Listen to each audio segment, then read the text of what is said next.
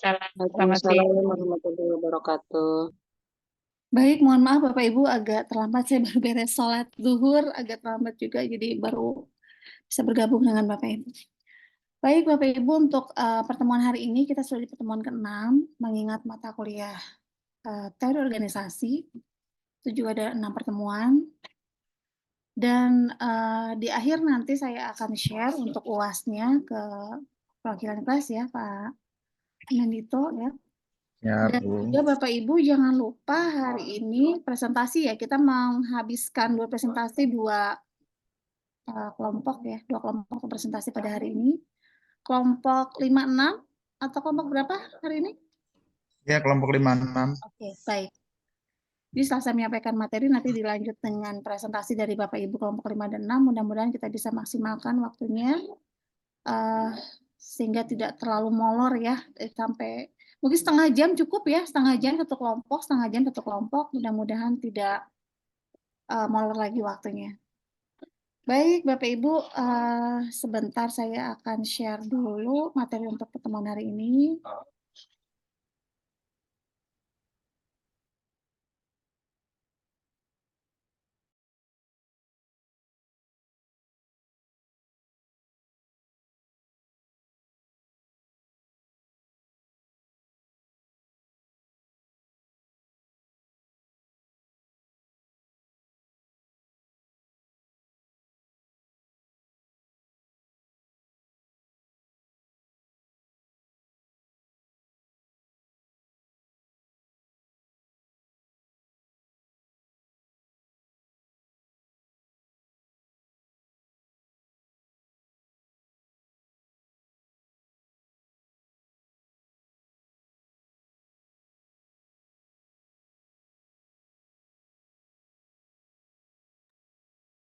Baik, bismillahirrahmanirrahim. Bapak Ibu, kita lanjutkan kembali untuk pertemuan ke-6. Pertemuan ke-6 ini dalam teori organisasi akan membahas mengenai organisasi profesional, lalu juga teori organisasi pasca revolusi industri 4.0.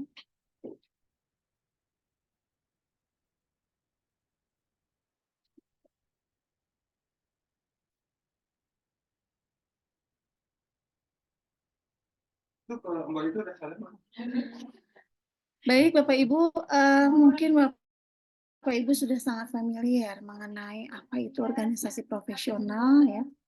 Jadi organisasi profesional ini adalah suatu organisasi yang memang kebanyakan bersifatnya nirlaba. Ditujukannya memang adalah sebagai suatu organisasi yang terdiri dari salah satu profesi tertentu, dan tujuannya untuk melindungi kepentingan publik ataupun juga profesional dari anggota yang ada dalam organisasi tersebut. Jadi organisasi profesional atau professional organization bisa memelihara, bisa juga melindungi,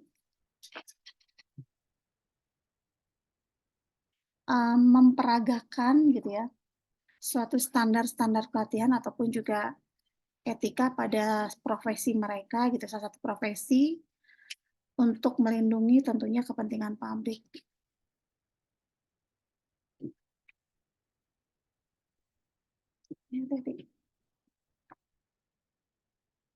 Dan Bapak Ibu, memang banyak juga ya organisasi-organisasi juga yang memberikan ya sertifikasi profesional untuk menunjukkan bahwa seseorang ini memang memiliki kualifikasi pada suatu anggota tertentu.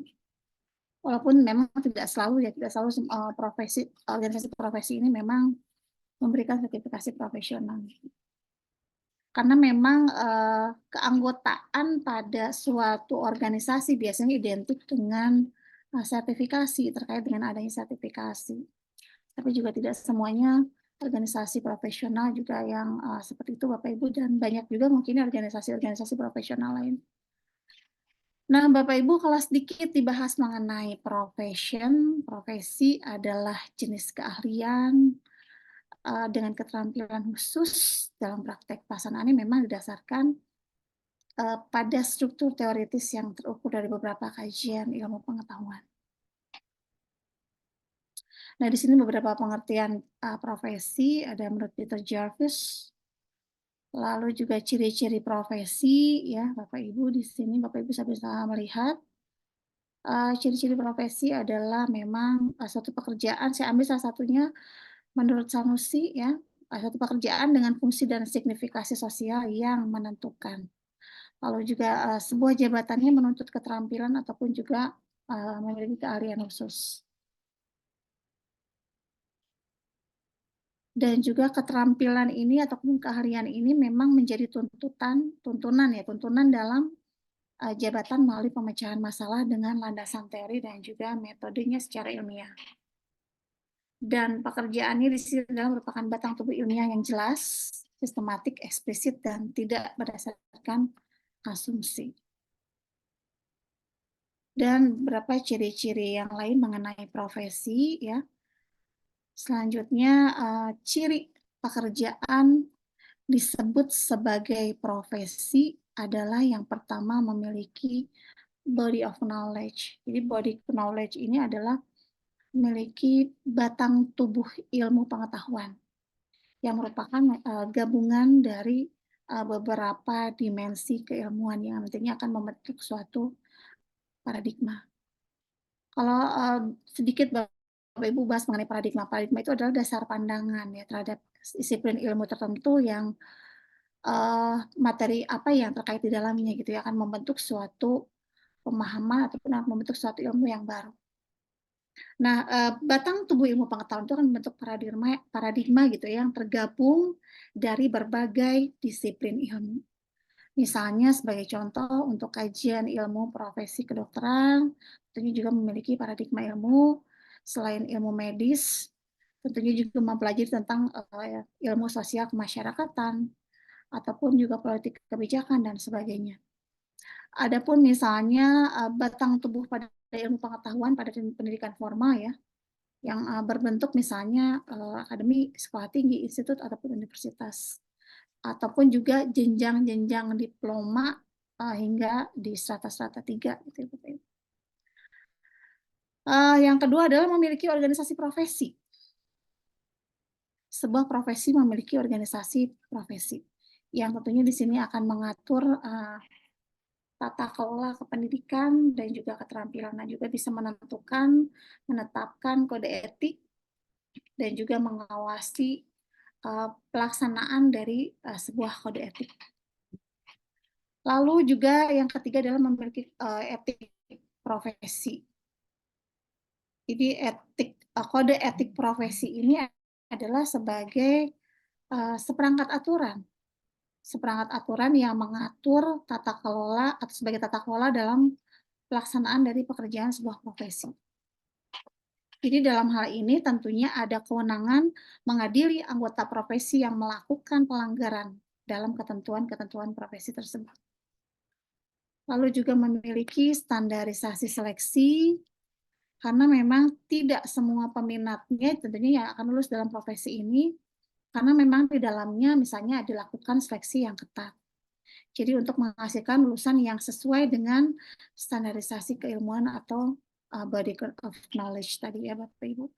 Sehingga pekerjaan-pekerjaan profesi ini hanya oleh mereka-mereka yang melewati serangkaian proses belajar setelah lulus dalam seleksi. Sebagai contoh, profesi advokat, karena memang banyak juga sarjana hukum yang mendaftar ya untuk masuk dalam pendidikan profesi advokat, tapi belum tentu semuanya lulus dalam tes dalam profesi advokat tersebut. Lalu memiliki otonomi dalam bekerjanya, memiliki kewenangan dalam pekerjaannya tentunya, lalu prestis tinggi dan upah yang tinggi. Karena tentunya kalau yang sudah berprofesi memiliki tentunya penghasilan yang tinggi, lalu juga memiliki prosedur hukum dalam menjalankan tugasnya. Tadi ya ada kode etik profesi gitu ya, untuk mengatur tata kelola pelaksanaan dalam pekerjaan sebuah profesi. Lalu juga mendapatkan pengakuan dari masyarakat. Karena hal ini juga sangat penting Bapak Ibu, kenapa prestis dan wibawa dari anggota profesi tentunya akan dinilai oleh masyarakat. Jadi sebagai kepuasan atas pelayanan yang telah anggota profesi ini berikan. Masyarakat tentunya akan memakai logika, terutama juga nuraninya ya dalam memberikan penilaian terhadap suatu profesi. Dan dengan jujur tentunya masyarakat juga akan mengungkapkan rasa senang ataupun juga sebaliknya misalnya ya terhadap sebuah pekerjaan. Dan organisasi profesi yang ada di Indonesia, tempat berhimpunnya pada para pekerja profesional, pendidikan dan keterampilannya, lalu juga merupakan penggabungan dari kata organisasi dan profesi. Nah, Bapak Ibu banyak sekali sebetulnya beberapa bidang profesi yang mengakomodir anggota profesi ya. Ada organisasi profesi kesehatan, organisasi profesi pendidikan, ekonomi, hukum, dan lain sebagainya. Mungkin kalau contohnya banyak ya, organisasi bidang kesehatan, mungkin Bapak Ibu juga tergabung dalam misalnya Ikatan Dokter Indonesia, PPNI, atau Ikatan Bidan Indonesia, dan lain sebagainya ya. Lalu juga di bidang pendidikan misalnya ada PGRI, ada Ikatan Guru, Asosiasi Dosen, lalu juga organisasi profesi bidang hukum, ada Ikatan Notaris, Ikatan Advokat Indonesia, Asosiasi Advokat Indonesia, dan lain sebagainya. Ataupun juga di bidang ekonomi, ada Ikatan Sarjana Ekonomi Indonesia, ISEI, ataupun Ikatan Akuntan Indonesia. Dan itu adalah salah satu contoh-contoh dari beberapa organisasi profesi yang ada di Indonesia. Nah, selanjutnya Bapak Ibu, next adalah mengenai teori organisasi pasca revolusi industri 4.0.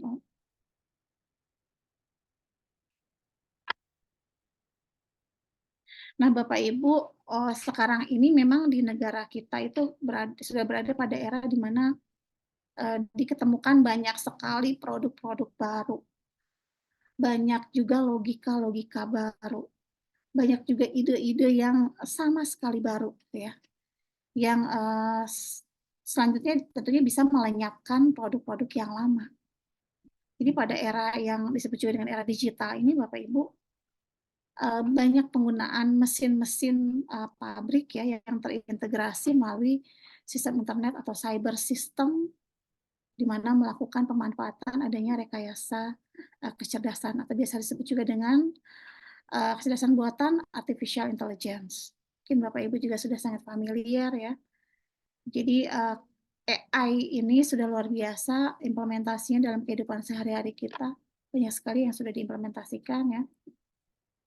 Dan perkembangan-perkembangan e-commerce ataupun perdagangan online juga luar biasa juga sangat pesat ya pada waktu yang sama. Lalu juga dikembangkannya berbagai layanan ya di sektor publik, dikembangkannya adanya e-budgeting, e-planning, e-procurement, e-katalog, e-aset, dan lain sebagainya. Dan dampak-dampak sosial ekonomi yang terasakan, Bapak Ibu, peran televisi ini sudah diambil alih oleh media sosial. Ada Instagram, TikTok, Twitter, dan lain sebagainya, Facebook ya. Jadi sekarang mungkin penggunaan televisi sudah sangat berkurang, tergantikan dengan adanya media sosial tersebut. Dan mungkin Bapak Ibu juga sudah sangat familiar ya mengenai revolusi industri 4.0, dikenal dengan Fourth Industrial Revolution, di mana di sini adalah era industri keempat ya, sejak revolusi industri pertama di abad ke-18 ya. Jadi di mana di era 4.0 ini era yang sudah semakin maju dengan perkembangan-perkembangan teknologinya juga yang sangat pesat ya. Memberikan dampak yang luar biasa sangat kompetitif ya terhadap berbagai sistem sosial Bapak Ibu melalui adanya terobosan-terobosan teknologi di berbagai bidang. Perubahan-perubahan yang terjadi ini kemudian mengendalikan manusia yang tidak hanya sebagai mesin penggerak ekonomi dan juga bidang ilmu pengetahuan dan teknologi lalu juga organisasi gitu ya. Sebagai sistem sosial, organisasi juga punya pola kerja yang teratur. Tentunya yang didirikan oleh manusia yang beranggotakan tatanan yang hampir di setiap industri, di setiap negara gitu ya Bapak Ibu. Dan Bapak Ibu mungkin sudah sangat menyadari ya bahwa memang dengan adanya teknologi kecerdasan buatan atau artificial intelligence ini memang sudah banyak sekali yang bertebaran dan diterapkan di berbagai bidang kehidupan. Bahkan juga dalam kehidupan kita sehari-hari, mungkin yang paling sangat familiar mungkin ya Bapak Ibu, penggunaan asisten virtual pada Google atau juga Siri misalnya ya. Dan ini merupakan salah satu contoh dari adanya kecerdasan buatan yang memang bukan menjadi salah satu hal yang baru, tapi memang perkembangan AI ini sendiri selalu menjadi salah satu hal yang sangat menarik perhatian Bapak Ibu. Karena memang perkembangan AI Bapak Ibu karena selain membantu manusia juga memang didukung banyak sekali misalnya ya, apalagi kehadiran mungkin Bapak Ibu sering nonton film-film fiksi ilmiah gitu ya berkaitan dengan AI. Dan semakin banyak juga orang yang tertarik terhadap AI, apalagi juga dalam kehidupan sehari-hari. Ada beberapa, mungkin Bapak Ibu sering menggunakan ChatGPT, barangkali salah satu bentuk aplikasi dari adanya artificial intelligence. Jadi AI ini memang tidak selalu berupa asisten virtual ya, tapi memang bisa lebih luas dari itu, bisa diterapkan juga dalam berbagai hal, dan dengan tentunya menekankan pada kecerdasan mesin yang bisa memberikan respon gitu ya, layaknya seperti manusia. Dan sebetulnya AI itu adalah perpanjangan dari kualitas kecerdasan manusia gitu ya, untuk beberapa para ahli menyatakan seperti itu. Karena hampir semua perangkat komputer ataupun teknologi modern, Bapak Ibu sudah banyak yang menerapkan kecerdasan buatan atau artificial intelligence. Selain tadi sebagai contoh yang paling mudah saja ya, adanya asisten virtual Google ataupun juga Siri ya.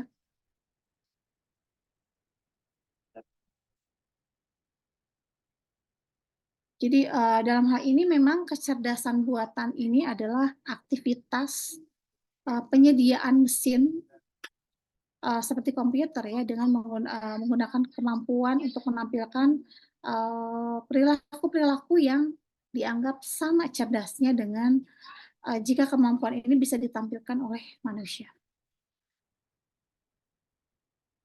Nah, secara garis besar, Bapak Ibu, dengan kata lain ya, AI ini adalah sistem komputer yang bisa melakukan pekerjaan-pekerjaan yang umumnya akan memerlukan tenaga manusia ataupun juga kecerdasan manusia dalam menyelesaikan pekerjaan tersebut gitu ya. Jadi AI sendiri adalah teknologi yang memerlukan data untuk dijadikan pengetahuan. Sama juga seperti manusia sebetulnya. Jadi AI akan membutuhkan pengalaman dan data supaya kecerdasannya tentunya bisa lebih baik lagi. Jadi poin penting dalam proses artificial intelligence itu adalah adanya learning, ada reasoning, dan juga ada self-correction. Jadi AI juga perlu belajar dalam memperkaya pengetahuannya ya. Dan proses belajar AI pun sebetulnya tidak selalu disuruh oleh manusia.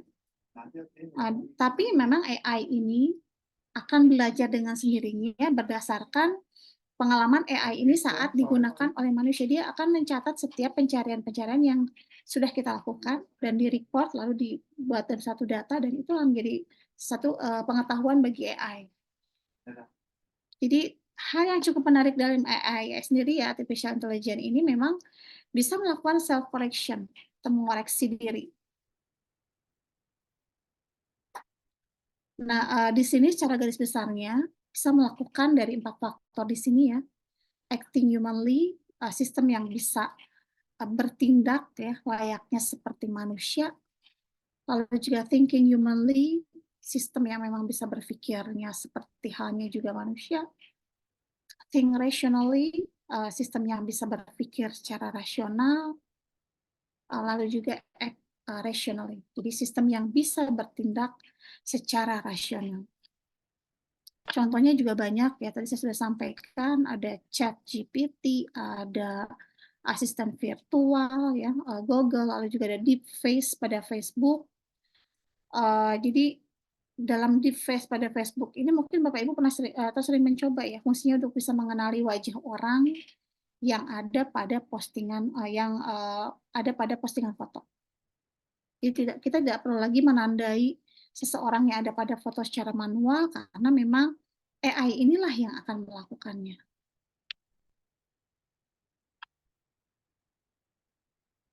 Jadi dari mana sebetulnya AI ini bisa mendapatkan produk-produk yang akan direkomendasikan, misalnya kalau misalnya kita sedang berbelanja di e-commerce. Jadi AI ini akan memperoleh data dari kita sendiri berdasarkan pencarian produk, pembelian produk, ataupun juga kita sudah melihat produk apa saja. Dan data ini akan diproses dari konsep AI, ya, artificial intelligence, sehingga nantinya juga akan merekomendasikan produk-produk apa yang pas buat kita, gitu ya Bapak Ibu.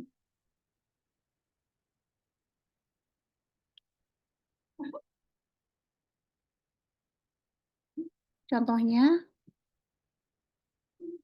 nah beberapa implementasi dan apa saja ya yang dikerjakan dalam bagian-bagian AI itu ada robotics, fokusnya itu pada produksi biasanya terkait alat-alat mekanik yang bisa mengendalikan gerak. Gitu ya. Lalu juga ada speech processing, tujuannya adalah pengenalan dan juga terkait sintesa dalam pembicaraan manusia.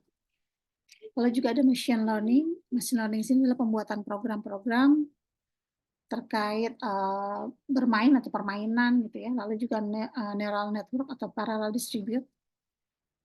Teknik-teknik ini adalah untuk mempresentasikan pengetahuan dan merancang jaringan secara tiruan. Dan secara garis besar, ya ini ada dalam dua, ya, ada AI konvensional dan kecerdasan komputasional atau CI.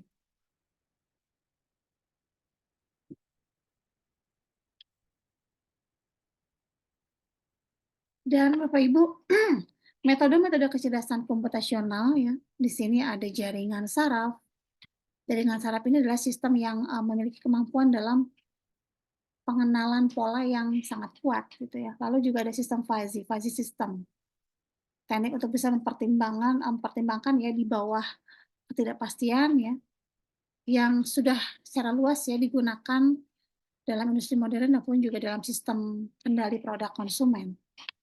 Lalu juga ada komputasi evolusioner ya, sini menerapkan konsep-konsep yang terinspirasi secara biologis seperti populasi, lalu juga mutasi, survival untuk bisa menghasilkan pemecahan masalah yang tentunya akan lebih baik. Nah, Bapak Ibu, hal penting di sini adalah adanya hal penting yang bisa dilakukan organisasi tentunya ya dalam era revolusi industri 4.0 ini. Saya ngambil dari literatur dari salah satu jurnal ya mengenai pengembangan organisasi. Jadi yang pertama adalah hal penting yang pertama adalah sepanjang penerapan industri 4.0 ini memang harus ada strategi organisasi untuk implementasi aspeknya secara teknis. Sebagai contoh misalnya adalah adanya teknologi yang mendukung teknologi informasi dan juga komunikasi. Lalu yang kedua adalah produk dan juga layanan pintar, Bapak Ibu.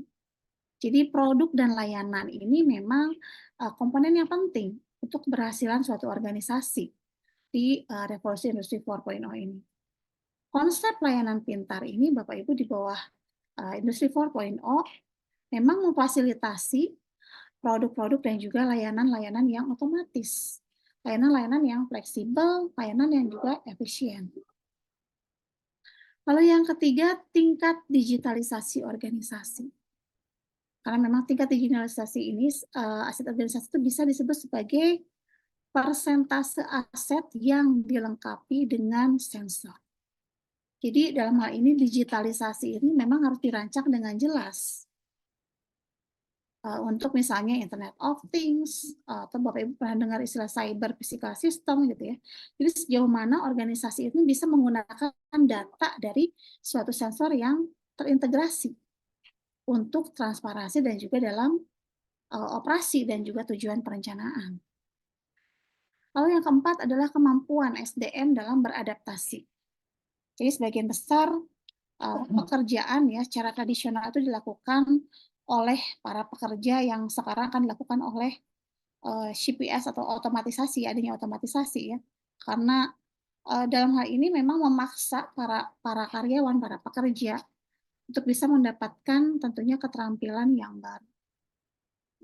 Dan persyaratan-persyaratan pekerja produksi tentunya akan lebih banyak ya dengan keterampilan-keterampilan di zaman baru seperti pemahaman IT dan juga pemikiran-pemikiran yang kritis. Lalu yang kelima, keterlibatan dan juga komitmen manajemen puncak. Tentunya keterlibatan dan komitmen manajemen puncak juga akan sangat penting dalam mencapai keberhasilan implementasi dari Revolusi Industri 4.0 ini. Dukungan yang terus-menerus dari top manajemen tentunya akan menjadi salah satu unsur terpenting dalam kesiapan organisasi.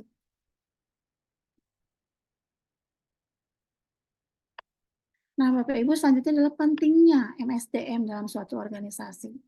Jadi keberadaan manajemen SDM luar biasa sangat penting dalam mengelola para karyawan di tempat kerja untuk mencapai misi organisasi dan juga memperkuat budaya kerja di perusahaan.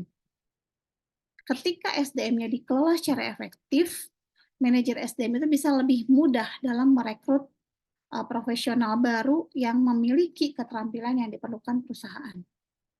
Jadi tujuannya adalah untuk memajukan visi perusahaan dan juga membantu terkait pengadaan pelatihan, lalu juga pengembangan karyawan, demi tercapainya target yang sudah ditetapkan. Dan manajemen SDM merupakan juga bagian paling penting dalam mempertahankan dan juga dalam meningkatkan kesehatan bisnis. Dan luar biasa Bapak Ibu, dengan adanya transformasi organisasi ke bentuk digital ini, betul-betul memang sudah merubah cara organisasi dalam beroperasi.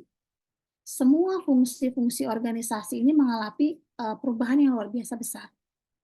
Teknologi-teknologi industri 4.0 memang melibatkan koneksi dan juga integrasi virtual, dunia fisik melalui cyber physical system dan juga IoT. Internet of Things melalui objek-objek cerdas yang terus berkomunikasi, terus berinteraksi satu sama lain ya, untuk bisa memenuhi tujuan strategis yang tentunya yang sudah ditentukan. Dan manajemen sumber daya manusia (MSDM) Bapak Ibu merupakan bagian dari manajemen keorganisasian ya yang memfokuskan dirinya itu pada sumber daya manusia. Jadi manajemen sumber daya manusia ini mempunyai tugas dalam mengelola unsur-unsur manusia secara baik supaya diperoleh tentunya tenaga-tenaga kerja yang puas akan pekerjaannya. Dan di sini Bapak Ibu, manajemen sumber daya manusia ini memiliki tugas yang bisa dikelompokkan dalam 3 fungsi ya. Ada fungsi manajerial, mungkin Bapak Ibu juga sudah sangat familiar ya, ada perencanaan, planning, organizing, actuating, controlling ya. Lalu juga ada fungsi operasional ya, pengadaan, procurement, pengembangan, kompensasi, lalu juga pengintegrasian, pemeliharaan, dan sampai juga di pemutusan hubungan kerja. Dan yang ketiga adalah fungsi kedudukan. Jadi kedudukan dalam hal ini kedudukan dalam manajemen sumber daya manusia dalam pencapaian tujuan organisasi perusahaan secara terpadu. Dan MSDM ini terdapat 3 aspek, yaitu ada input, ada proses, ada output. Kalau digambarkan seperti ini Bapak Ibu, jadi inputnya adalah tantangan, kualitas SDM atau pendidikan, keahlian, lalu juga ada prosesnya, lalu ada proses aktivitas manajemen SDM, seleksi, training, pengembangan karyawan, penggajian, dan lain-lain. Lalu outputnya adalah kontribusi SDM, lalu juga produktivitas, SDM yang ahli, SDM dengan motivasi tinggi. Dan Bapak Ibu, seperti yang telah kita ketahui bersama Bapak Ibu, dampak dari revolusi industri keempat ini, 4.0 ini adalah salah satunya adanya otomatisasi dan juga berkurangnya jumlah tenaga kerja manusia dalam proses produksi. Jadi intinya bahwa memang ukuran besarnya organisasi dengan struktur organisasi dan juga rentang kendali yang besar tidak akan menjamin efektivitas pelaksanaan tugas pokok dan juga fungsi organisasi. Jadi yang berperan adalah seberapa besar, seberapa sukses gitu ya transformasi organisasi yang dilakukan supaya tentunya adaptif terhadap perubahan-perubahan yang luar biasa sangat cepat ini Bapak Ibu.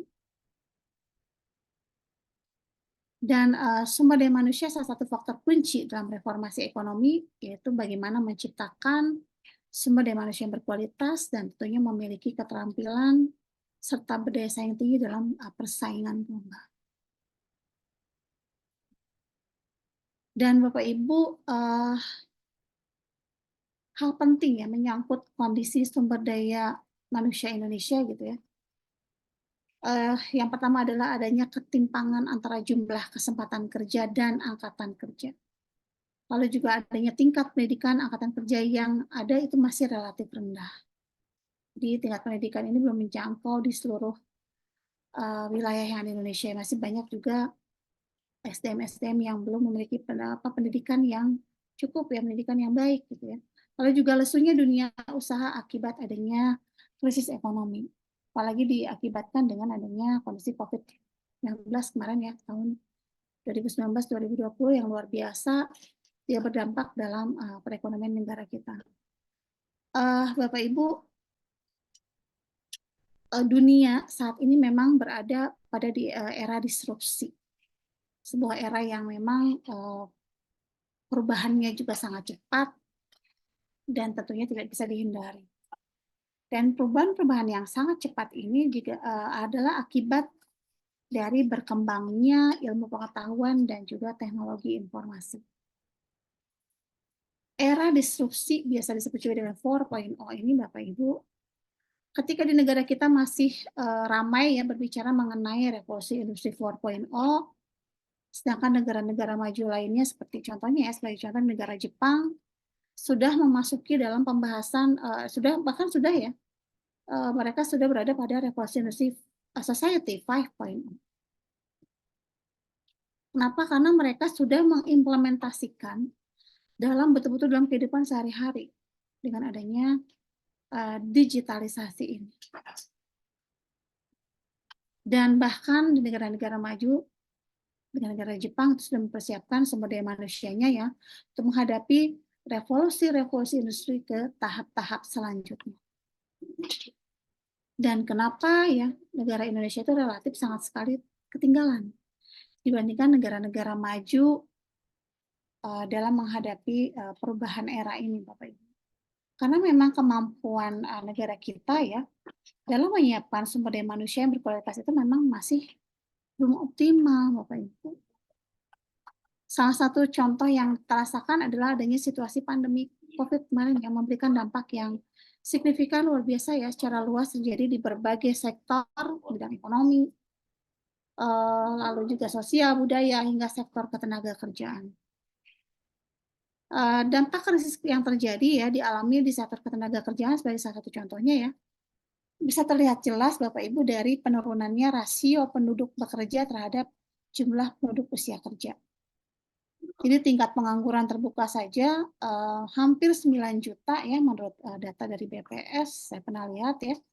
Jadi untuk bisa menjawab tantangan ini Bapak Ibu, pembangunan dan juga peningkatan kualitas dan juga kompetensi sumber daya manusia bisa diupayakan salah satunya adalah melalui reformasi di bidang pendidikan supaya nantinya bisa menjangkau ke seluruh lapisan masyarakat. Sebetulnya memang strategi-strategi dalam reformasi pendidikan sudah banyak sekali dilakukan, seperti misalnya pembaharuan kurikulum, ya, pengembangan program studi, lalu juga pengembangan dalam pusat riset dan inovasi gitu ya, untuk bisa meningkatkan kualitas sumber daya manusia. Dan Bapak Ibu, di tengah guncangan krisis kemarin ya, akibat gangguan pasokan energi dunia dan juga adanya ancaman inflasi di banyak negara akibat kemarin tahun 2019-2020 itu adanya pandemi COVID-19, perekonomian Indonesia juga sebetulnya salah satu perekonomian yang sangat tahan sebetulnya, paling resilient atau paling tahan terhadap berbagai tantangan. Dan termasuk sebetulnya pertumbuhan ekonomi di negara kita itu termasuk kuat gitu ya dibandingkan dengan negara lain. Karena akibat dari adanya ketidakseimbangan dalam kondisi ekonomi dunia. Dan goncangan supply chain atau akibat dari adanya dampak pandemi kemarin itu Bapak Ibu luar biasa ya. Resiko global yang terjadi berdampak pada meningkatnya banyak sekali ya harga komoditas dan juga ongkos produksi yang lebih mahal dan diprediksi akan terus naik bahkan dari tahun 2023 sampai akhir 2030 mendatang kalau tidak salah Bapak Ibu.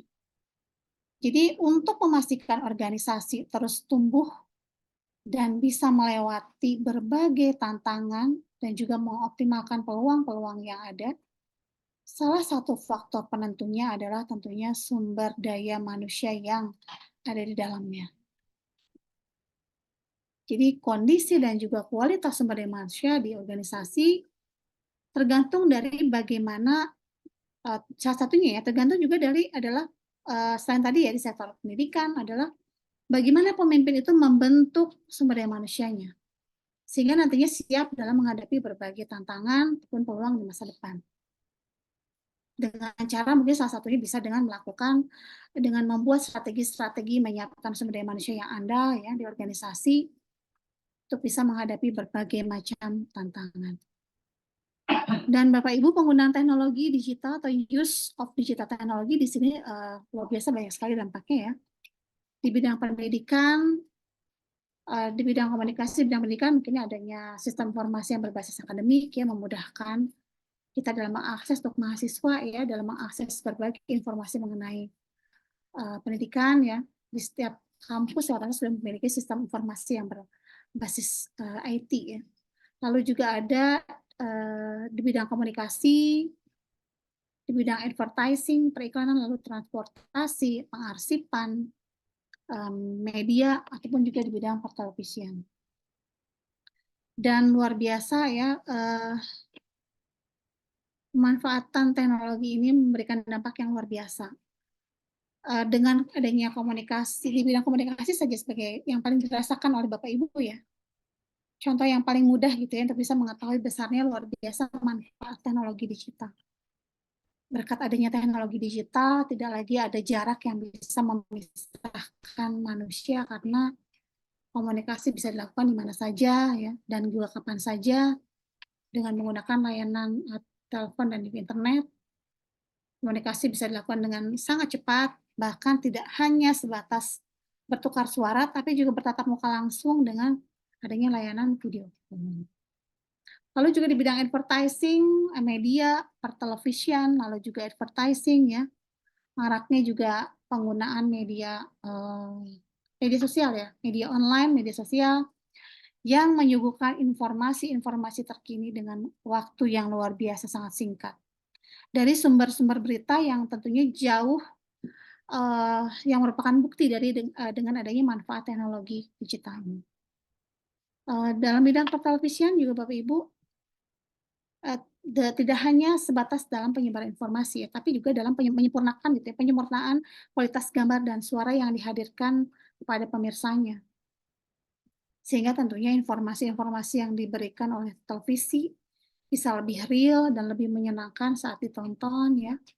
Begitu juga di bidang advertising, manfaat teknologi digital juga membantu adanya tayangan iklan. Televisi jadi lebih mudah, lebih indah gitu ya. Iklan juga bisa dihadirkan lewat media-media online ya, layout di media cetak juga ada ya di media-media sosial juga, sehingga menjadi lebih bervariasi dan pembuatan desain media advertising juga seperti spanduk, baliho, banner juga bisa lebih mudah. Lalu di bidang pengarsipan, karena juga ini juga sangat penting Bapak Ibu karena menjadi sumber rujukan ya untuk kepentingan apapun, untuk kepentingan siapapun gitu ya. Karena memang pendokumentasian perlu dilakukan pada semua bidang. Jadi manfaat teknologi digital pada bidang pengarsipan ini dengan adanya penyimpanan arsip elektronik. Sehingga tentunya akan lebih praktis karena juga tidak membutuhkan ruang yang besar, lebih aman, ya, lebih mudah juga dari sisi maintenance-nya. Dan arsip digital juga memang membuat masyarakat bisa untuk yang membutuhkan ya tentunya akan lebih mudah dalam mengakses sekalipun berada di tempat yang jauh dari sumber arsipnya. Lalu juga di bidang transportasi banyak sekali ya, cukup beragam untuk memperlancar kegiatan operasional dan meminimalisir resiko-resiko yang bisa membahayakan dalam pengguna fasilitas transportasi. Salah satu contohnya pada transportasi udara, mungkin ya Bapak Ibu, pada penggunaan teknologi digital di mana pilot bisa sangat terbantu ya saat melakukan take off ataupun landing ya berkat adanya kemudahan komunikasi antara pilot dan ini dengan petugas di menara bandara. Begitu juga dalam mengatur naik turunnya pesawat terbang ya sehingga teknologi digital ini tentunya bisa memiliki peran yang sangat vital.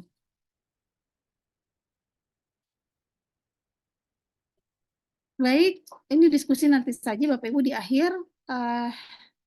Sekian materi dari saya, silakan dilanjutkan dengan presentasi dari kelompok 5 dan juga kelompok 6. Mau kelompok berapa dulu silakan.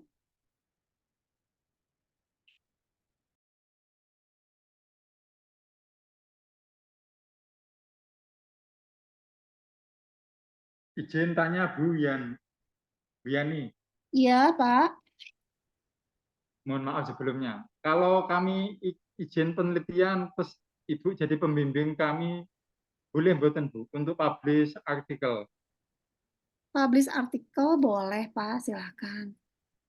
Nanti Nanti Bapak bilang kami aja ke Kaprodinya ya Pak ya, bilang dulu sama Kaprodi barangkali. begitu. Iya. Ini Tentang maksudnya untuk publish di mana Pak? Bapak mau membuat artikel? artikel Ya. masuk ke Scopus Bu.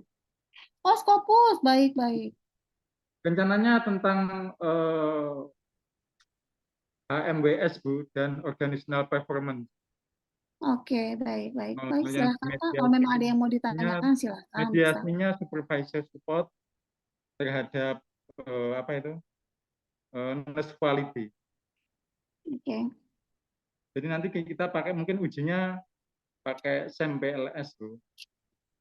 Bapak mau membuat ini sendiri atau memang dengan rekan-rekan yang lain barangkali? Rencana nanti saya sama Bu Fitri sama izin pembimbingnya Bu Yani karena terkait sama organizational performance ya. Lebih ke Bapak ini kaitannya untuk tesis atau seperti apa Pak? Atau memang hanya ingin membuat jurnal saja Scopus? setahu kami S2 itu kan ya. S2 itu sebelum ada tesis itu ada jurnal ya Bu, artikel ya. Memang kalau persyaratan biasanya memang kalau untuk program S2 ataupun S3 sebenarnya sama ya, harus punya jurnal yang publish ya. Tapi mungkin dalam hal ini Bapak bisa ini dulu Pak, koordinasi dulu dengan Kaprodi ya di S2. Biasanya apakah setelah tesis atau kok bisa sebelum tesis gitu. Nanti Bapak Ibu bisa disampaikan dulu ke Kaprodi. Karena mungkin punya kebijakan yang berbeda mungkin ya. Mungkin kalau di kampus lain tuh sebelum tesis harus membuat jurnal Scopus, membuat jurnal penelitian. Tapi mungkin di kami, coba Bapak Ibu bisa silakan berkomunikasi ya dengan Kaprodinya ataupun juga perwakilan dari S2. Dengan Ibu Rian ya Bu. Ya, betul. Silakan. Apakah memang diwajibkan untuk Adrian. buat sebelum ataukah setelah tesis? Silakan disampaikan dulu, Pak. Ya. Kalau seumpama nanti tidak syarat pun kalau kami izin Ibu jadi pembimbing bersedia mboten Bu? Silahkan Bapak, mangga silahkan. Yang penting Bapak bilang dulu aja ke Kaprodinya ya, ke Bu Rian, silahkan. Oh iya, berarti nanti kami bilang ke Kaprodi Ya. untuk bisa artikel nanti pembimbing misalkan 1 saya, 2 Fitri K3, yang ketiga Bu Yani, begitu ya Bu? Iya, mangga silahkan Pak. tentang organizational performance sama HMWS. Ya, Baik, itu, Bu. baik. Silakan Pak Kita nanti- disampaikan saja ke Bu Dr. Yan. Silakan. Baik, Bu. Nanti kami infokan, Bu, kalau sudah kami Baik, olah. baik, baik Pak. Terima Terima kasih. kasih, Bu. Mangga, sama-sama Pak. Silakan untuk kelompok 5 dan 6 dilanjutkan, silakan.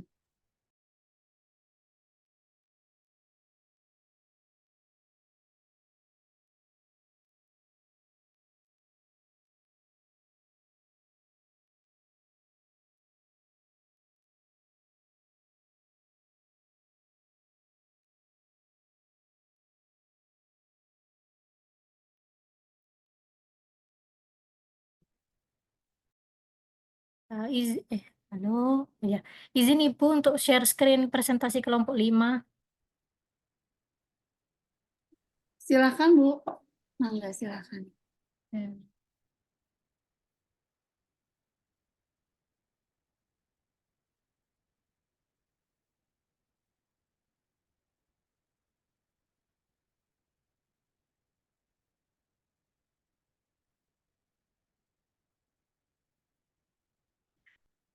Oke. Baik Ibu, Assalamualaikum warahmatullahi wabarakatuh. Terima kasih atas kesempatannya pada sore hari ini. Kami dari kelompok 5 akan mempresentasikan mengenai analisis konflik pengelolaan organisasi. Pengelolaan organisasi sendiri merupakan proses yang melibatkan perencanaan, pengorganisasian, pelaksanaan, dan pengawasan terhadap sumber daya yang dimiliki suatu perusahaan organisasi. Sumber daya ini dapat berupa tenaga kerja, keuangan, sumber daya alam, pengetahuan, dan lainnya. Misal perencanaan atau planning itu menetapkan tujuan dan strategi untuk mencapai hasil yang diinginkan. Pengorganisasian atau organization membentuk struktur organisasi, mengalokasikan sumber daya dan mengatur tugas serta tanggung jawab. Pelaksanaan, actuating atau implementing itu melaksanakan rencana dan kebijakan yang telah ditetapkan. Terakhir, controlling atau pengawasan, memantau kinerja, mengevaluasi hasil, dan melakukan perbaikan jika diperlukan.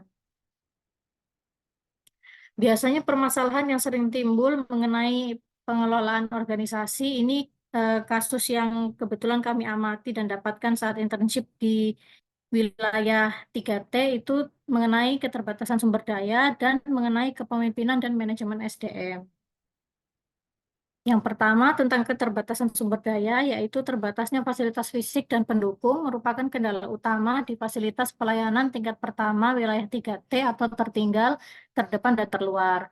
Fasilitas fisik yang dimaksud yakni seperti peralatan medis yang kurang lengkap, serta terbatasnya hingga tidak adanya sediaan obat yang dibutuhkan. Sedangkan fasilitas pendukung yang dimaksud yakni terutama listrik serta jaringan internet yang stabil.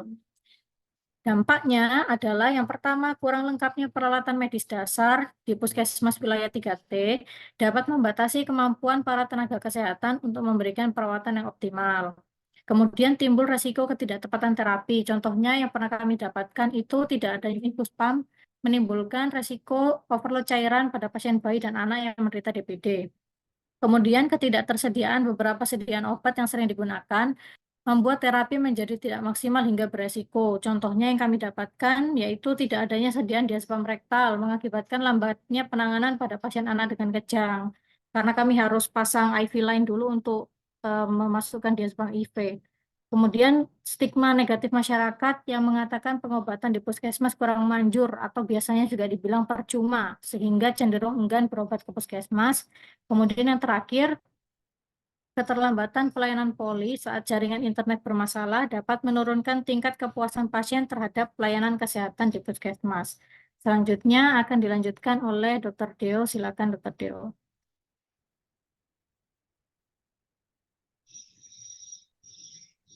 Oke, lanjut. Yang selanjutnya adalah kepemimpinan dan manajemen. Yang di sini adalah poinnya kekurangan kepemimpinan yang efektif. Terciptanya konflik akibat pemimpin tidak mampu mengelola konflik antar anggota tim, biasanya akibat adanya ketidakadilan yang dirasakan dan pemimpin tidak mampu menjadi penengah. Pada kasus yang sering didapatkan ialah pada saat rapat ataupun evaluasi kinerja per bulan biasanya pemimpin tidak mengakomodir dan tidak sering memotivasi staf sehingga kinerja stafnya pun juga kurang efektif dan berdampak kepada masyarakat. Yang selanjutnya adalah konflik peran dan tanggung jawab. Nah, di sini terciptanya konflik peran dan tanggung jawab berkaitan erat dengan kurang SDM di Puskesmas wilayah 3T, sehingga terjadi ketidakjelasan mengenai peran dan tanggung jawab masing-masing anggota tim, sehingga dampaknya tentu kepada kinerja yang tidak efektif dan dampaknya kepada kepelayanan ke masyarakat. Dampaknya kekurangan kepemimpinan efektif, terciptanya konflik antar anggota tim tenaga kesehatan dapat mengganggu kerjasama dan produktivitas serta menciptakan ketidaknyamanan yang dapat mengurangi semangat kerja staf. Yang selanjutnya konflik peran dan tanggung jawab menyebabkan adanya tumpang tindih tugas yang akhirnya memicu konflik antar anggota tim tenaga kesehatan. Hal ini berdampak negatif pada kinerja tim. Solusinya yang pertama metode pemecahan masalah terpadu. Di sini harus menggunakan analisis SWOT, pemetaan masalah untuk permasalahan yang berkaitan dengan kepentingan puskesmas, permasalahan keterbatasan sumber daya dan kualitas pelayanan agar dapat didapatkan solusi yang terbaik. Yang kedua adalah metode tawar-menawar, negosiasi antar pihak yang berkonflik untuk mencapai kesepakatan yang saling menguntungkan. Untuk permasalahan internal tim yang apabila tidak didapatkan titik temu bisa menggunakan metode mediasi. Bantuan dari pihak ketiga netral dalam mencapai kesepakatan. Baik, sekian presentasi dari kelompok kami. Sekian dan terima kasih.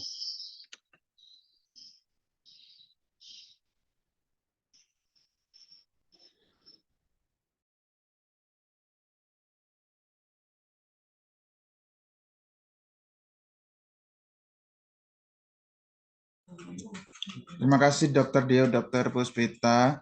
Mungkin biar efektif kita langsung lanjut presentasi kelompok 6. Silakan kelompok 6.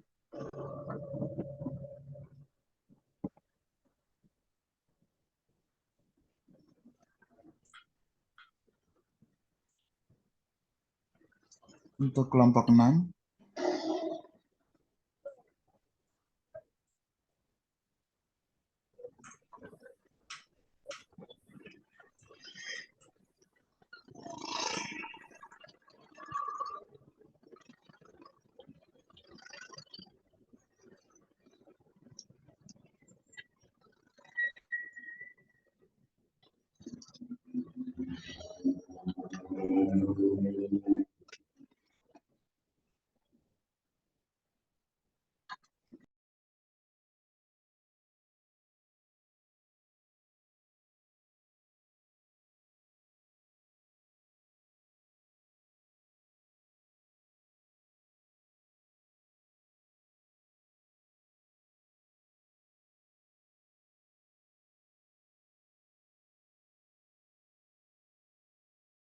Kelompok 6 saya bacakan untuk nama-namanya Bu Ainul Kopia, Pak Ersa, Pak Muhammad Linggar, Bu Miani, dan Bu Zahrotunisa. Silakan.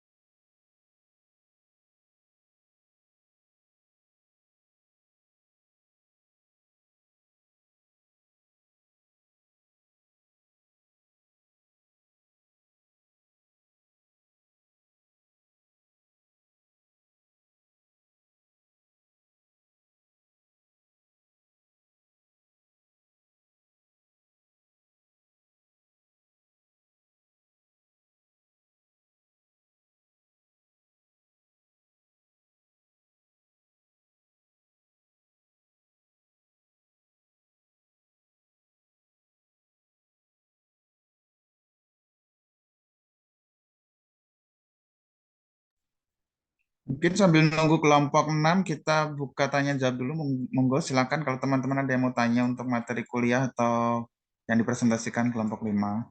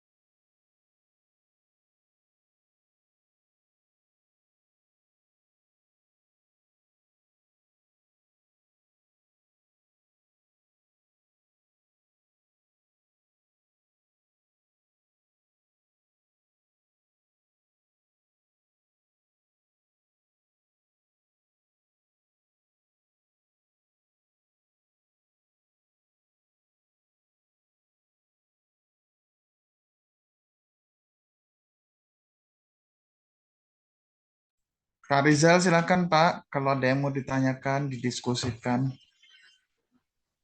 Oh, terima kasih Pak Ketua.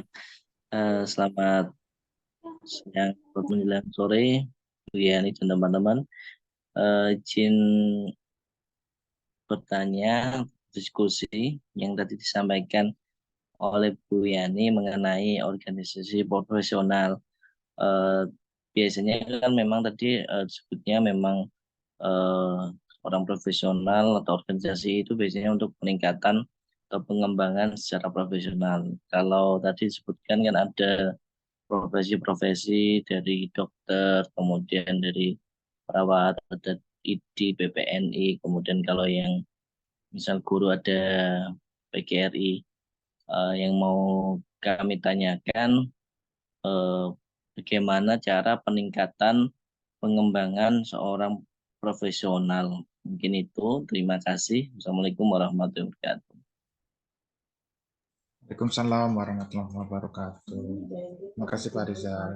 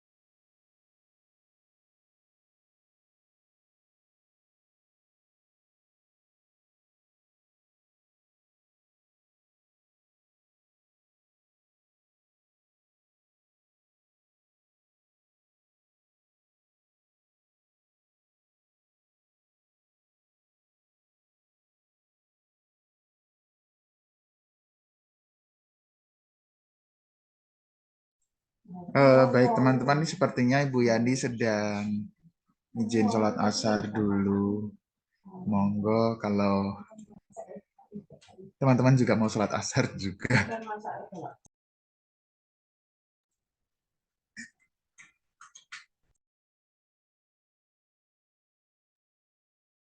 Makasih, Pak. Jadi Bu Nur. Siap Pak Ketua. Matur suwun.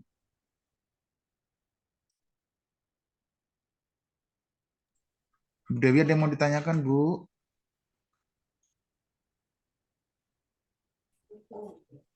Belum ada, Pak. Pak Jun.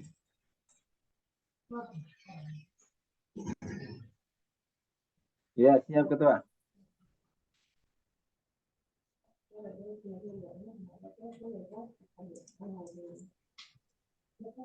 Oh, Kelompok 6 gimana? Sudah bisa maju presentasi? Karena kalau tidak maju presentasi, maka nilai tugasnya akan dikosongkan oleh dosen. Jadi silakan untuk kelompok 6 bisa mempersiapkan untuk presentasi.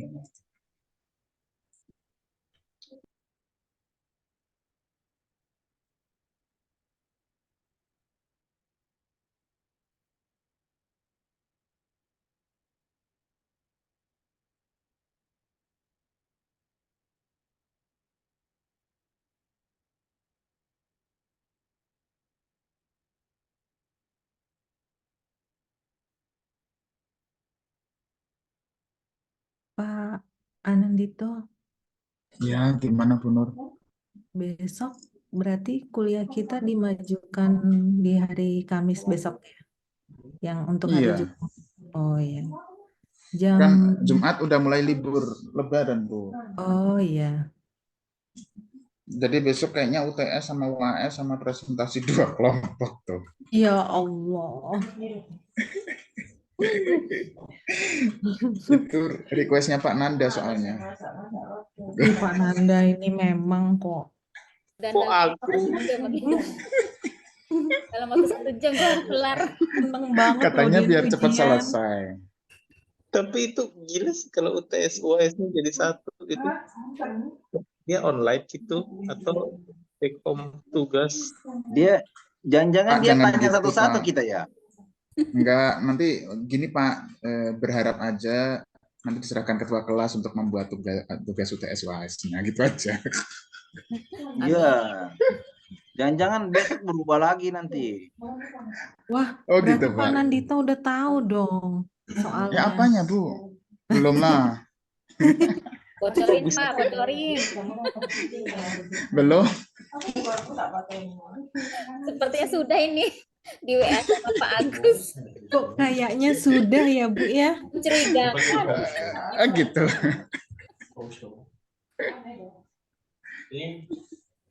Kayaknya cuma dikit kok, nggak banyak Bu. Nah kan, tahu kan? Beneran nih udah tahu dia. Kan kayaknya Bu. Jangan-jangan Pak Anan itu udah selesai lagi tugasnya. Boleh di-share Pak beserta Udah selesai jawabannya. tugasnya.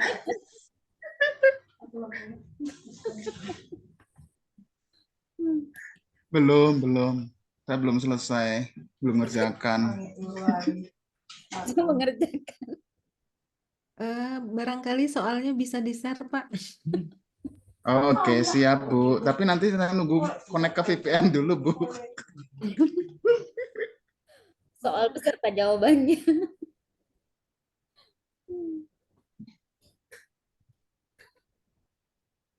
Gila sih UTS UAS dalam sehari itu angkat tangan kayaknya.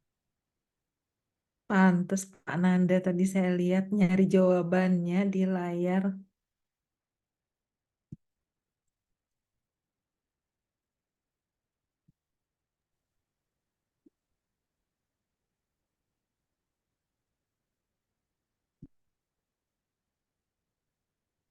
Nyalain.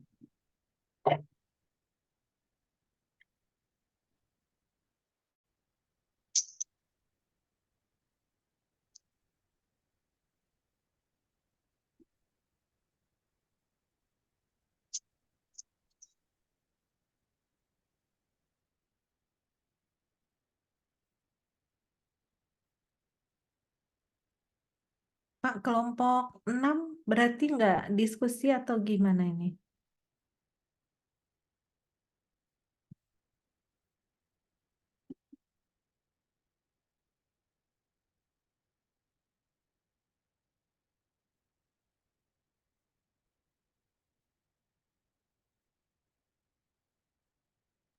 Kelompok 6-nya ada yang hadir nggak?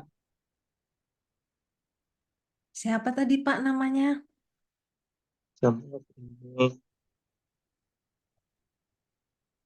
kebanyakan tugas bingung kelompok.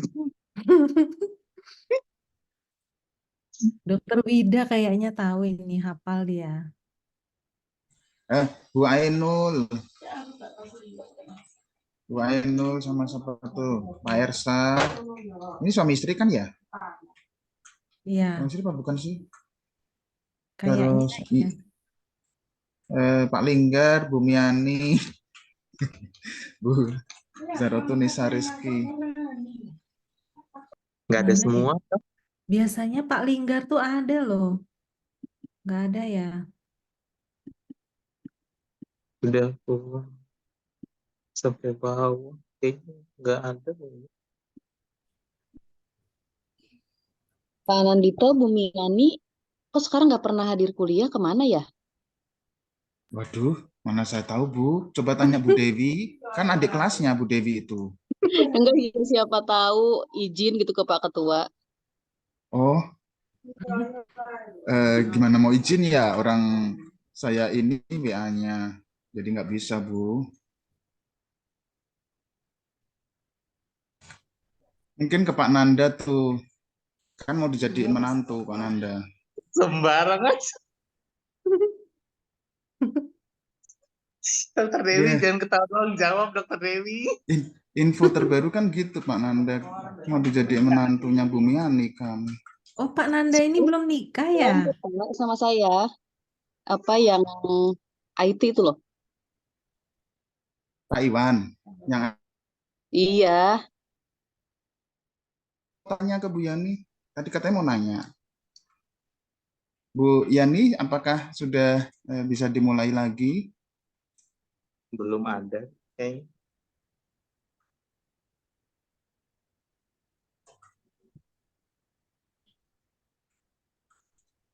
Oh ya udah, Pak Nanda siapin aja pertanyaannya dulu. Bu Fitri tumben nanyain Bu Yani. karena besok satu kelompok sama saya sama Pak Jusni. Tugasnya Pak Iwan. Oh gitu, udah dibagi Bu tugasnya?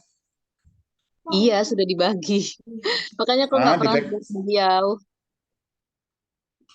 Oh, nggak apa-apa Bu, di skip aja. Kalau kita kemarin gitu ya Pak Nanda, jadi Bu Miani di backup tuh sama Pak Nanda yang nyampein Pak Nanda tuh. Pak Nandito jahat soalnya, yang nggak ngumpulin namanya dicoret langsung. Jangan buka kartu Pak.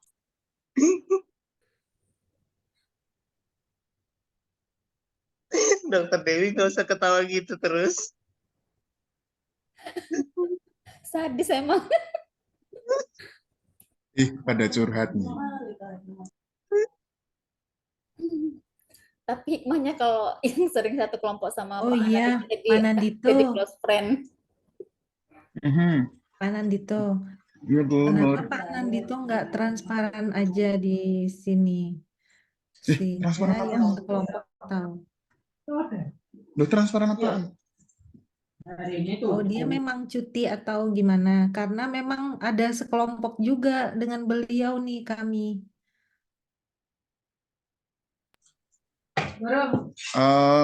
Nggak ada pembicaraan itu sih Bu. Terakhir infonya ke saya itu tadi mau ambil Pak Nanda jadi menantu.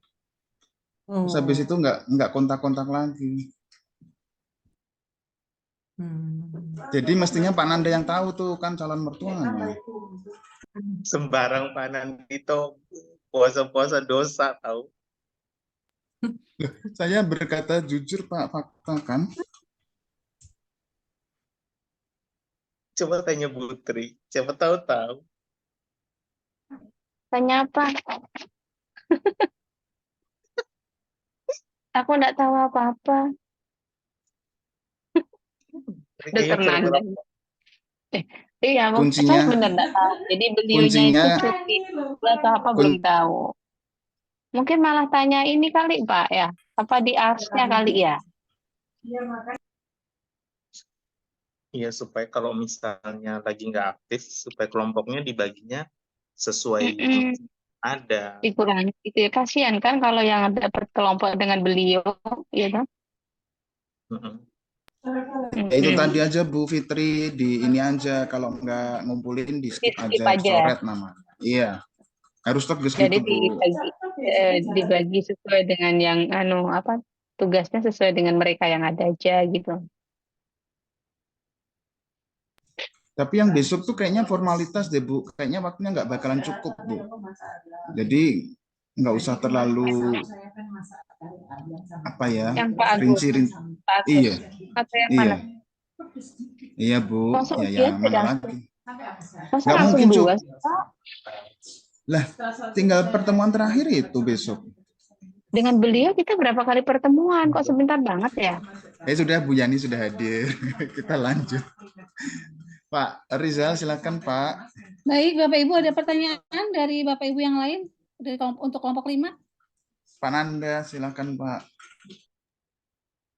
Izin saya mau nanyanya ke Bu Yani masalah kuliah yang tadi. Iya, gimana Pak? Kan setiap profesi memiliki organisasi. Nah, seperti kita ketahui dengan Undang-Undang 17 tahun 2023 itu kan menurunkan fungsi dari masing-masing organisasi profesi yang sebelumnya membuat SIP harus pakai rekomendasi dari organisasi profesi, saat ini kan tidak lagi. Nah, kira-kira ini dampaknya positif atau negatif ya Bu untuk Indonesia sendiri? Soalnya kan secara ini kita lihat organisasi profesi kayaknya lebih dilemahkan karena tidak dilibatkan dalam pembuatan izin praktek seperti itu. Terkait Tapi organisasi profesi, ini keseluruhan organisasi profesi ya? Maksudnya ada peraturan baru bahwa menyatakan, gimana Pak? jadi kan kalau undang-undang yang lama, undang-undang kesehatan yang lama, dia kan dalam pembuatan izin praktek kan melibatkan organisasi profesi kayak dokter, izin prakteknya ada rekomendasi ID, perawat ada rekomendasi PPNI. Cuma kan undang-undang yang baru sekarang kan tidak memakai rekomendasi dari organisasi profesi lagi. Nah, kira-kira itu positif atau negatif untuk perkembangannya di Indonesia ini? Soalnya Nah, kan dia saya ingin kembali lagi tanya ke Bapak. Bapak Ibu kan sebagai profesi dokter mungkin ya. Dirasakannya seperti apa Pak? Apakah ada positif atau negatif? Karena saya bukan dokter, jadi mungkin yang dirasakan oleh Bapak Ibu sebagai dokter, tenaga kesehatan, apa yang dirasakan oleh Bapak Ibu? Apakah ada sisi positifnya atau negatifnya dengan adanya undang-undang tersebut? saya Gimana buat Pak? belum undang-undangnya masuk. Gimana Pak Nanda? Punya saya sudah dibuat sebelum undang-undangnya ini apa sih? Sebelum Undang-undangnya undang-undang. belum.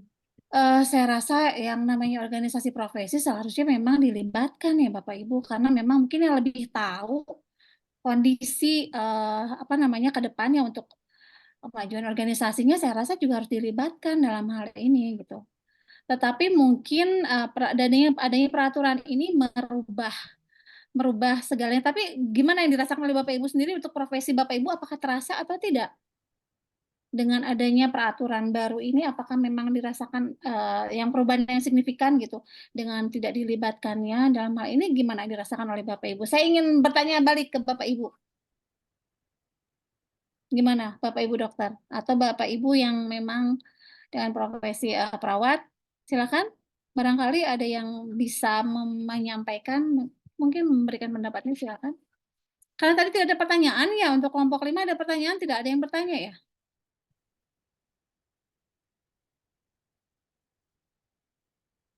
Silakan Bapak Ibu.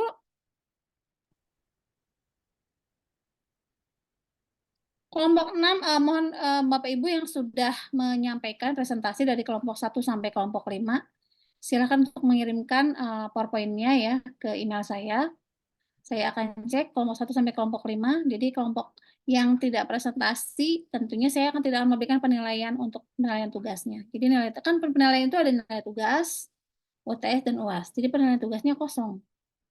Jadi saya hanya memberikan nilai UTS dan UAS untuk Bapak Ibu yang tidak presentasi pada hari ini. Jadi saya sudah meluangkan waktu, tapi ternyata Bapak Ibunya belum siap gitu ya kelompok 6. Jadi ya mohon maaf saya tidak bisa memberikan nilai untuk kelompok 6. Jadi silakan Bapak Ibu kelompok 1 sampai kelompok 5 silakan mengirimkan yang sudah presentasi, mengirimkan PowerPoint-nya ke email saya. Email saya yakni titik.irw@ars.ac.id. Silakan. Baik Bu Yani, nanti saya share alamat emailnya ke grup. Saya ingin bertanya untuk kelompok 5. Tadi kan membahas terkait puskesmas di daerah 3T. Nah, ini untuk pengembangan sistem informasi manajemen puskesmas untuk daerah 3T itu bagaimana solusinya dalam menghadapi kendala-kendala yang ada? Itu saja pertanyaan saya untuk kelompok 5. Baik, terima kasih Pak Anandito. Tentang sistem informasinya Pak ya, yang tadi kendalanya. Iya, karena kan di daerah 3T kan koneksi sinyalnya ya beda ya dengan daerah yang lain seperti itu. Infrastrukturnya begitu Pak.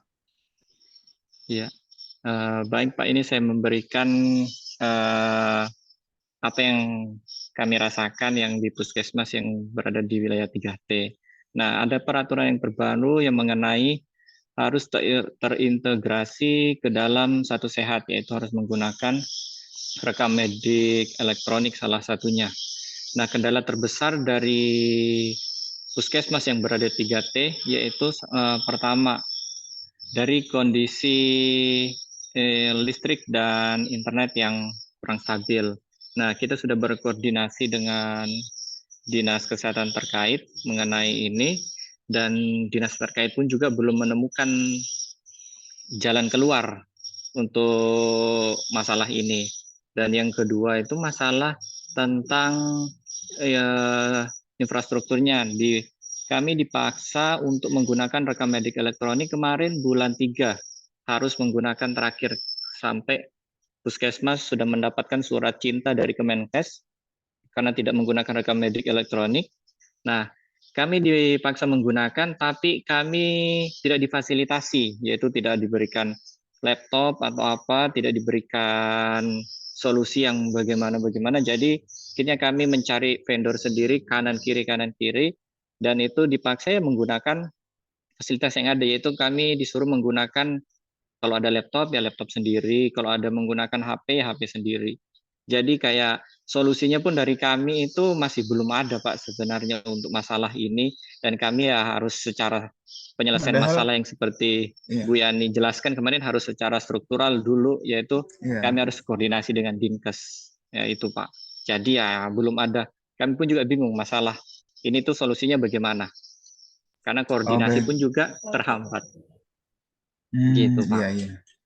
Baik, mungkin Bu Yani bisa memberikan masukan untuk permasalahan ini. Terima kasih.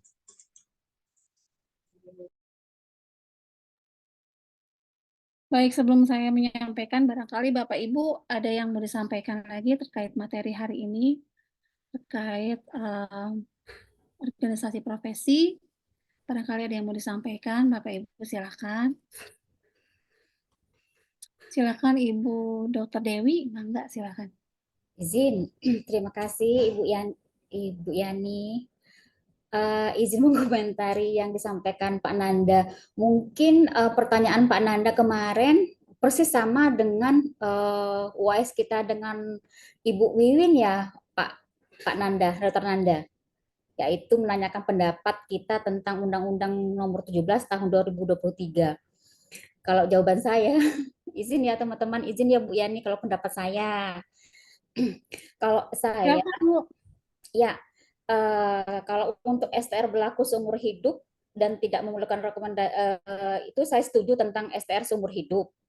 Tapi untuk rekomendasi organisasi profesi dalam pembuatan SIP, menurut saya masih diperlukan karena surat rekomendasi dari organisasi profesi itu dapat menunjukkan bahwa calon tenaga kesehatan ataupun dokter itu memiliki etika atau moral yang baik. Jadi memang rekomendasi surat rekomendasi itu penting dari organisasi. Kamu saya seperti itu. Tapi STR yang seumur hidup itu saya setuju. Terima kasih Bu Yani. Terima kasih Dokter Nanda. Terima kasih Bu masukannya. Ada lagi mungkin dari Bapak Ibu, silakan. Ada yang mau menambahkan? Izin Bu menambahkan ini mengenai yang Pak Dr. Nanda tadi jelaskan mengenai peraturan yang terbaru. Nah, ini unik juga yang terjadi di daerah saya yang mengenai organisasi profesi. Memang secara peraturan Kementerian Kesehatan yaitu organisasi profesi tidak dilibatkan lagi.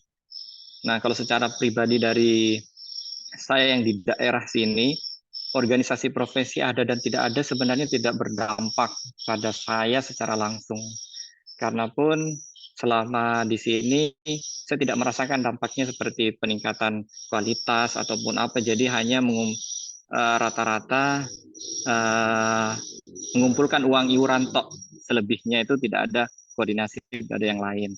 Tapi di daerah saya untuk pengurusan SIP, yaitu walaupun peraturan yang terbaru berlaku, tetapi di Dinas Kesehatan masih memberlakukan bukan rekom dari organisasi profesi lagi, tapi keterangan tempat kerja. Jadi tetap ada koordinasi dengan ID daerah, yaitu mengenai harus terdaftar di ID. Sepertinya itu bukan rekom bunyinya, tapi surat keterangan praktek. Begitu. Dirubah narasinya. Begitu, Bu. Terima kasih. Baik, luar biasa. Terima kasih Pak Dr. Deo Pringga ya. Baik, ada lagi barangkali dari Bapak Ibu mau ada lagi tambahan masukan? Silakan. Sharing Bu Yani. Silakan Pak Dr. Nanda, silakan. Bagaimana kesiapan untuk yang RK Medik. Memang kita tidak bisa bekerja sendiri. Memang diperlukan kerjasama antar semua pihak. Contohnya saya di daerah DPPK, perbatasan Indonesia Timor Leste. Nah, ini kita memang dituntut untuk RK Medik secepatnya. Tentunya banyak kendala, contoh dari listrik. Listrik ini akhirnya kami bekerja sama dengan PLN, jadi masuk ke dalam pelanggan prioritas, salah satunya itu KWH-nya masih sama seperti yang ini, cuma untuk listrik rumah sakit itu diutamakan, ketika yang lain mati, rumah sakit tetap dinyalakan. Itu yang pertama. Untuk internet juga kami udah masuk ke prioritasnya Telkom, jadi karena pakai IndiHome, tapi ya itu dia, memang sinyal kadang cepat, kadang lambat, jadi solusi dari IT kami adalah membuat backup secara offline, jadi ketika sinyalnya jelek, kita masih bisa memproses data secara offline, begitu sinyalnya kembali baik, baru datanya itu kita koneksikan ke online. Itu kemudian untuk pengadaan komputer, jadi ini bulan lalu itu ada pertemuan CNTT, jadi untuk ini Gubernur sangat concern untuk pengadaan ini karena sudah di-warning, jadi PJ Gubernur kami memberikan, kan masing-masing daerah punya bank daerah ya, nah mereka bekerja sama dengan bank daerah, apabila pengadaan komputer atau pengadaan perangkat bisa dilunasi dalam tahun ini, berarti kan diberikan pinjaman bunganya 0%. Nah, kalau misalnya dia masih masuk ke tahun depan, misalnya kayak pengadaan komputer 500 juta, dia bisa membayar 500 juta tahun ini, tidak dikenakan bunga. Nah, memang kita nggak bisa kerja sendiri, butuh butuh dukungan dari tempat lain. Nah, kalau misalnya dia terbawa hutang ini kan, misalnya dia cuma bisa lunasin 400 juta, berarti kan sisa 100 juta, itu dia bawa ke tahun depan, bunganya kalau nggak salah cuma 2%. Kan lebih ringan daripada kita pinjaman bank. Jadi memang nggak bisa sendiri, ini memang harus duduk bersama semua, saling bicara, untuk ini baru bisa jalan, kalau enggak ya susah. Itu sih yang kami lakukan di NTT saat ini. Berarti harus lintas sektor ya Pak Nanda? Iya, lintas sektor, nggak bisa semua berjalan sendiri. Rumah sakit nggak mungkin jalan sendiri. Rumah sakit itu adalah wajah dari pemerintahan. Ketika rumah sakitnya jelek, otomatis kan wajah pemerintah juga akan jelek.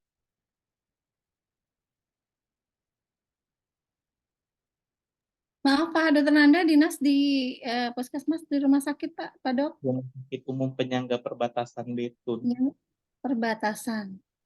Satu-satunya rumah sakit di batas mungkin. Satu-satunya Pak Dok, nggak ada Ya, lagi kan rumah sakit. Wah luar rumah biasa Pak Dokter. dekat, jaraknya 100 km dari kami. Oh, luar biasa ya di perbatasan. Hanya ada satu. Untuk pasiennya banyak Pak Dok. Pasiennya banyak, yang kendala saat ini adalah penyediaan dokter spesialis, karena belum semua dokter spesialis mau di tempat yang seperti ini. Dokternya ada berapa Pak Dok? Untuk dokter umumnya saat ini 12, untuk dokter 12. spesialisnya 8. 8. Oke. Baik, ada lagi barangkali dari Bapak Ibu yang lainnya? Silakan. Terima kasih Pak Dr. Nanda. Silakan. Ada lagi barangkali? Untuk kelompok Rizal, silakan. ini tidak mau presentasi, ini kelompok 6. Izin Ibu Yani, Ya.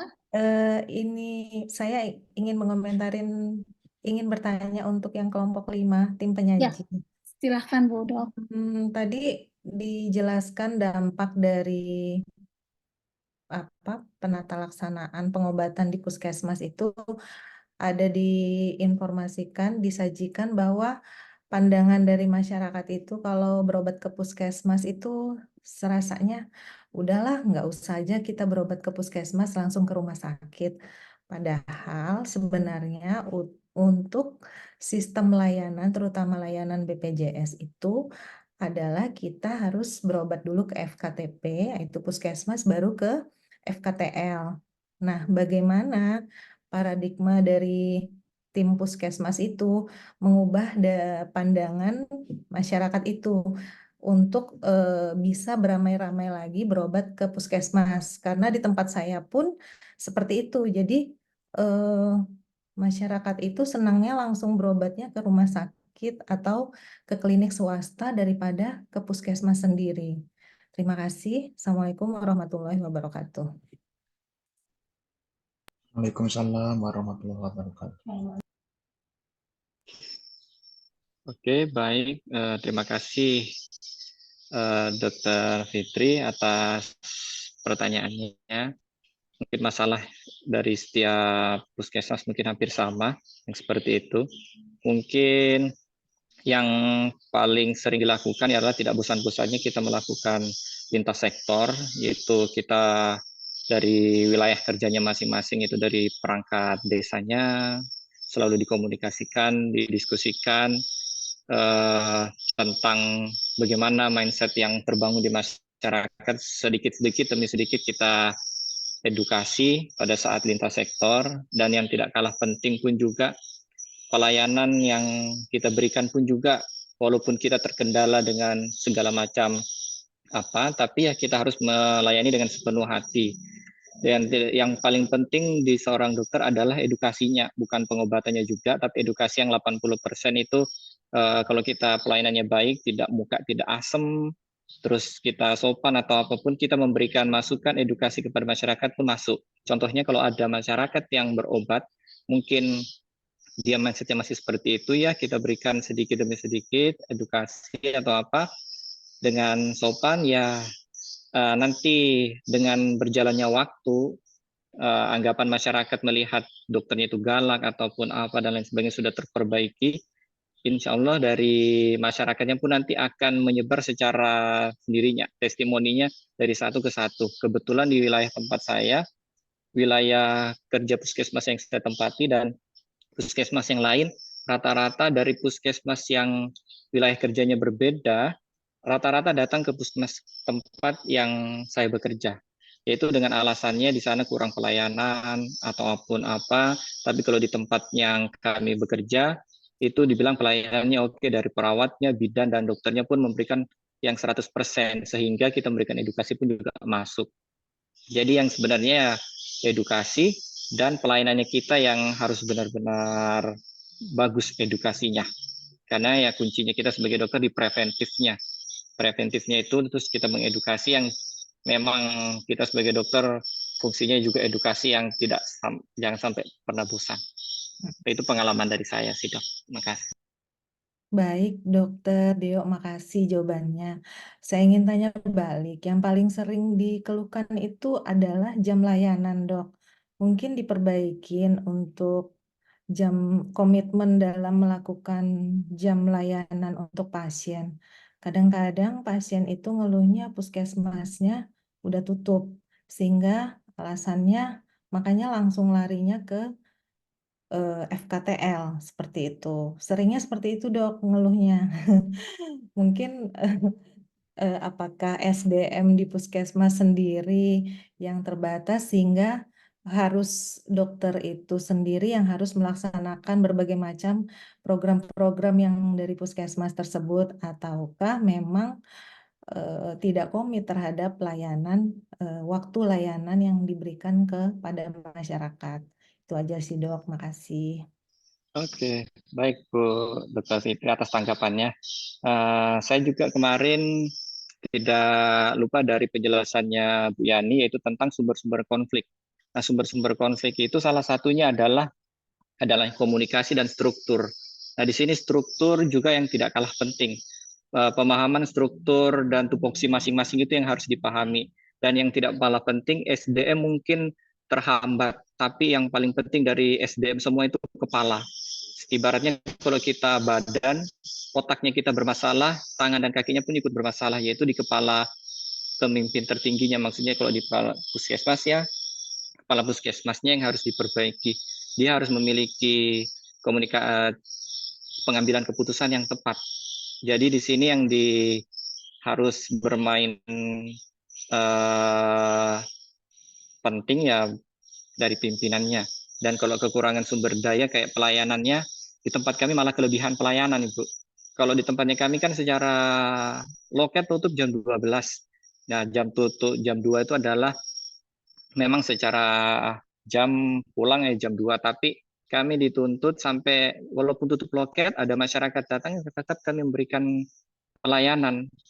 Walaupun datang bukan pasien IGD, bukan pasien gawat darurat, datang ke IGD tengah malam ataupun apa, tetap kami berikan obat dan tidak kami sarankan. Jadi sebenarnya dari peran pemimpinnya. Pemimpinnya kalau berani mengambil keputusan dan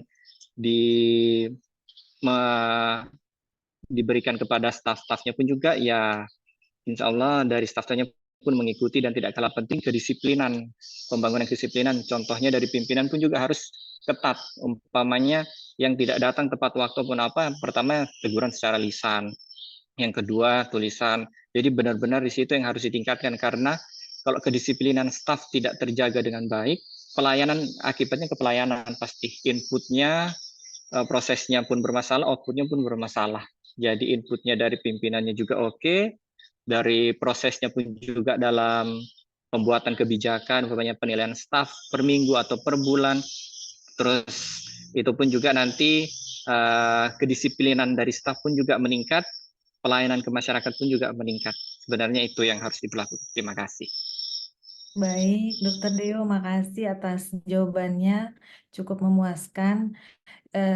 Di sini saya ambil kesimpulan berarti tetap yang paling utama adalah bagaimana manajerial SDM di puskesmas ya, Dok, yang paling penting. Terima kasih Bu Yani atas kesempatan yang diberikan. Assalamualaikum warahmatullahi wabarakatuh. Waalaikumsalam warahmatullahi wabarakatuh. Terima kasih untuk Bapak Ibu dari kelompok 5 yang sudah mempresentasikan ya. Dan juga Bapak Ibu yang sudah memberikan masukan, saran, ataupun pertanyaan. Terima kasih Pak Dr. Nanda, Pak Dr. Deo, Bapak Ibu yang lainnya. Saya lupa tadi ya siapa lagi. Intinya Bapak Ibu, kita ini kan sudah di pertemuan ke-6 ya. Berarti nanti saya akan share ya hari ini untuk soal UAS. Silakan Bapak Ibu kerjakan. Barangkali juga Bapak Ibu ada UAS yang dari mata kuliah lain sudah di-share juga UAS-nya belum? Besok, Bu. Belum. Besok belum, ya semangat ya Bapak Ibu, nggak apa-apa lagi bulan puasa. Lagi bulan puasa mengerjakan soal UAS. namanya juga sekolah lagi Bapak Ibu, nggak apa-apa. Saya pun juga mengalami sama di posisi Bapak Ibu, nggak apa-apa. Istilahnya ya kita jalanin saja dan dikerjakan. Yang penting itu saja Bapak Ibu. Karena sekali lagi saya sudah sampaikan bahwa poin penilaian itu harus lengkap. Poin penilaian tugas, UTS maupun UAS itu juga harus dilengkapi. Jadi Bapak Ibu intinya melengkapi itu saja. Saya rasa dosennya insya Allah tidak akan pelit nilai gitu ya kalau Bapak Ibu melengkapi semua poin penilaian tersebut. Jadi Amin. jangan kosong gitu Bapak Ibu. Supaya Bapak Ibu juga cepat menyusun tesis segera dan nggak lama-lama gitu ya. Amin. Amin. Baik, amin. UASnya dikumpulkan kapan Bu Yani? UASnya karena kita sekarang hari Rabu ya, berarti Ya. Bapak Ibu silakan saya berikan waktu sampai hari Sabtu, siap ya? Oh, Sabtu tanggal 6 atau tanggal 13 Bu Yani? Sabtu besok Pak, kelamaan tanggal 13. Oh gitu. Siap Bu Yani. Pak Nanda kayaknya request tanggal 13. Bapak Ibu pokoknya semangat, tetap semangat walaupun di bulan puasa. Saya rasa Bapak Ibu the best lah, semuanya sudah meluangkan waktu ya untuk kuliahan. Intinya silakan sampai hari Sabtu saya memberikan Bapak Ibu waktu untuk bisa mengerjakan soal UASnya. Mau saya share di link ini atau nanti saja? Nggak apa-apa, Bu. Ketua aja Bu. Bu aja, Bu. Pak Nandito ya, nanti saya akan share untuk soalnya. Sampai di sini ada yang mau disampaikan lagi Bapak Ibu barangkali? Minal aidin wal faizin. Minal aidin wal faizin aja Bu. Terima kasih Ya Bu ngajar. sama-sama Bapak Ibu, minggu depan mudah-mudahan ya Lebarannya jadi gitu Bapak Ibu. Insya Allah. Belum Bu, belum beli Belum baju ya baru. Bapak Ibu ya. Intinya ya itu aja Pak Bapak Ibu. Saya mohon maaf lahir batin mungkin dari beberapa ini jika memang masih banyak.